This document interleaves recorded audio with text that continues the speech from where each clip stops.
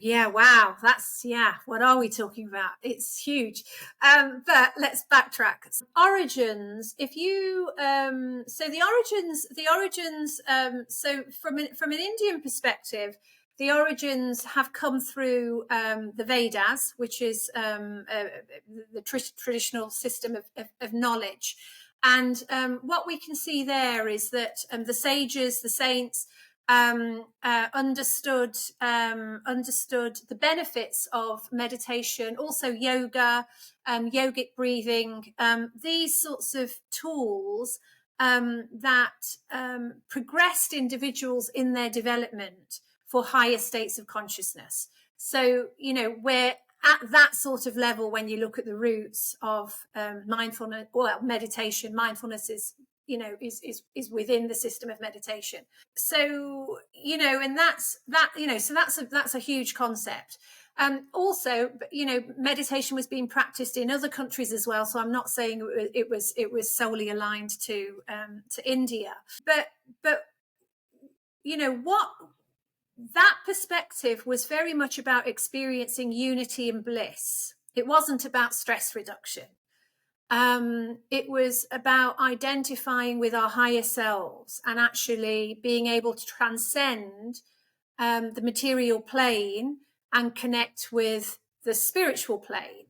And if you go to India, you'll see there's temples everywhere, because people have a practice and they're enjoying that experience still. I sometimes go to the Hindu temple with my mum in where the town I live in, and it is a moment of bliss. You can sit there for 30 minutes with the with other people who are there, and they're either coming together with a meditation or some chanting, or it could be a visualization, but generally being guided by a teacher. And everybody collectively comes together in this beautiful, loving circle. And it's very profound, and that energy carries on. You feel so much lighter, you feel blissful, you feel some people may feel they're having, feeling more transcendent, euphoric. There's so many different experiences, but this would have been the normal state. This was not something you had to go seeking or chasing. This is what we do. Of course, they had other problems because they didn't know, it could be a big wild bear coming for them around the corner, or getting food wasn't as easy as it is for us now because we can just pop to the shops. So there were other issues, but from this perspective of meditation, it was widely understood and recognized the huge benefits that it had in the expansion of consciousness. So that's really where it started. And then the West, because we don't live or practice in that way. In the East, they live and practice in that way. Though, like I say, I know things are changing now, because even when I'm talking to people in India, I can see how things are changing. But it was in the West, we didn't connect with those tools. So we don't go to school, or we don't have conversations about consciousness, spirituality, self-development, evolution. That's not part of our normal vocabulary. It's something that we as adults go seeking, once we're living our own worlds, and maybe there's an experience that maybe starts to put you on that path. But it's but at that, and then also the other thing is in the West, we're living in data. I need data. I need science. So we're also living at times where the majority, the mass, aren't accepting of a lot of this information unless it's backed by this scientific experiment and this data, and that's all great, because actually that's really helping me formulate my next book, and we're making sure there's a lot of data in there. But ultimately, it was for the expansion of consciousness. It was to redirect intention and attention, towards the feeling of unity and bliss.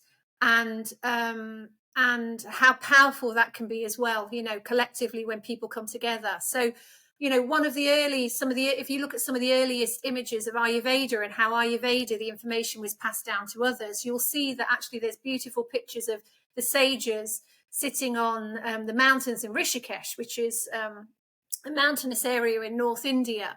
And they're all sitting together and they're meditating. And, you know, some of the stories say that actually the information of Ayurveda was downloaded to the sages, you know, as they sat in meditation.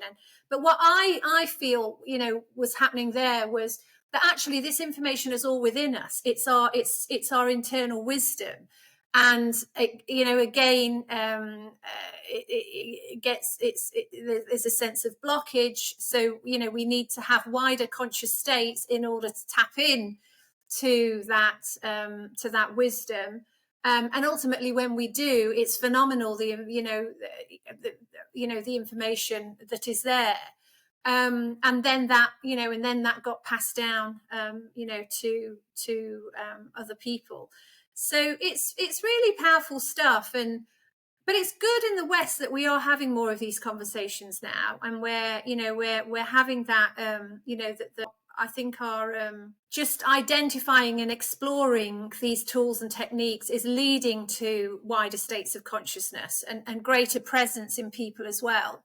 And there's so much more possibility when we all start to, we all start to come from that perspective. So it's exciting. And I think those figures that Ken came up with, Ken Wilber, I do believe they're shifting and changing. I believe there is, that 70% mass is becoming less, and there's more moving into the higher, into those higher states as well. So, let's see.